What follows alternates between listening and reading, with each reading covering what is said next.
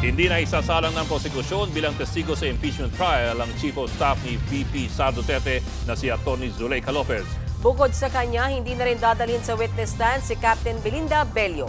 Live mula sa Senado, nasa frontline ng balitang yan si Dave Abuel. Dave, ano ang dahilan dyan ng prosekusyon? Bokmean, ayon kay Private Prosecutor Lorna Kapunan, ito raw ay quote-unquote unnecessary at redundant. Ngayon sana ang nakatakdang schedule ni Lopez. Siya ang Chief of Staff ni Vice President Sara Duterte. Isasalang dapat sina Zuleika at Bello kaugnay ng Article 4 ng impeachment case ni VP Sara na tumutukoy sa grave threats, inciting to sedition at alleged assassination plot laban sa Pangulo. Pakinggan natin ang pahayag ng prosekusyon.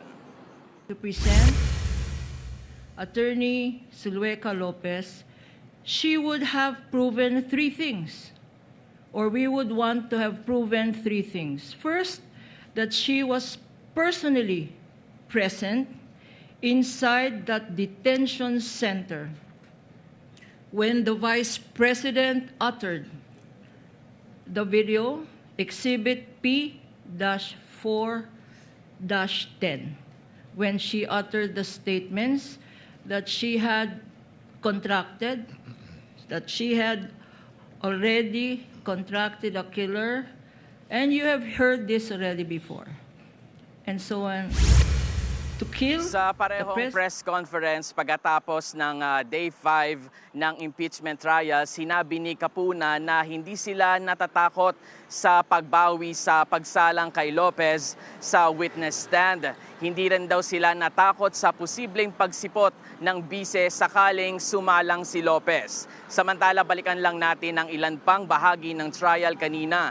Sumailalim sa redirect examination ng prosekusyon si NBI BARM Regional Director Attorney Jeremy Lotoc. Natanong din siya sa umano'y pagbabanta ni VP Sara kina Pangulong Bongbong Marcos, First Lady Liza Marcos at former House Speaker Martin Romualdez. Panoorin natin ang bahaging yan ng trial. Yung authenticated video ba AI? No, sir. Ito ba Yes, fabricated?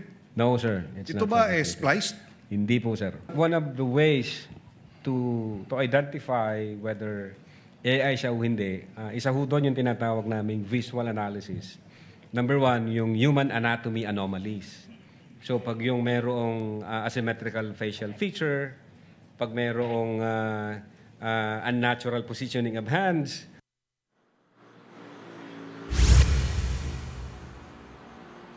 Tinanong din ni Senator Judge Robin Padilla si Lotto kaugnay ng Operation Romanov. Dito sinabi ni Padilla na isa siyang komunista. Pakinggan natin ang bahaging yan sa trial.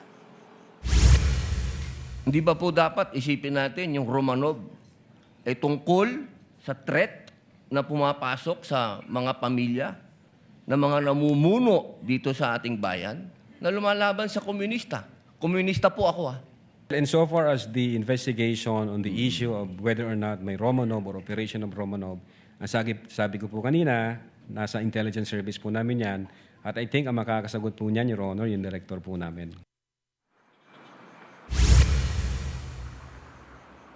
Si Senator Judge Win Gatchalian naman, tinanong kung anong ebidensya ang makapagpapatunay na kayang gawin ni VP Sara ang kanyang banta. Ang sagot dyan ni Lotoc, ang amaraw ng bise. Pakinggan natin ang kanyang paliwanag. Ano ang nakita niyong mga ebidensya kung meron siyang capability gawin? Alam naman po natin yung background na yung tatay niya na dating presidente ay hinaharap ngayon yung kaso sa ICC dahil sa mga extrajudicial killings, etc. So, tiningnan namin yon na indeed being in that situation, may capability ho, aside from the fact na vice presidente siya. Bokmean, dahil walang witnesses na ipipresenta bukas, nakatakdang talakayin naman bukas ang mga disposition sa dalawang request ng panel of prosecutors para ipasubpoena ang mga bank, AMLAC at BIR records ng BISE. Samantala, next week Lunes, inaasahang sasalang sa witness stand si NBI Director Melvin Matibag. Balik sa inyo. Oo. Dave, isang tanong lang mula sa akin. Siguro may ipaintindi natin sa ating mga kapatid na nanonood. Gaano kahalaga ba yung mangyayaring debate bukas between prosecution and defense? Ano yung bigat kung makapagdesisyon ng impeachment court na ipasapina nga yung tax records at bank records? At ano din yung possible na repercussions kung hindi nga yan ipabuksan or ipasapina? Oo, medyo importante yan dahil mahalagang malaman itong mga bank at tax records ng BISE at ng kanyang asawa. Yan ay para masuri kung yung kanilang kita at ma-verify yung sinasabing kahinahinalang transaksyon at para na rin mapatunayan o mapabulaanan yung alegasyon ng tagong yaman. Balik sa inyo. Dave, balikan ko lang yung sinabi ni Senador Robin Padilla na siya raw ay komunista. Paano napasok yung usapang siya daw ay isang komunista? Where did that come from?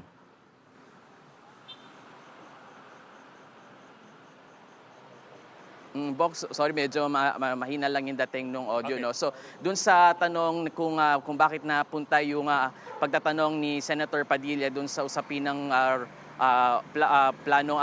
plot na Romanov, doon nga sa pagtatanong ni Senator Padilla doon kay BARM Regional Director Attorney Jeremy Lotok.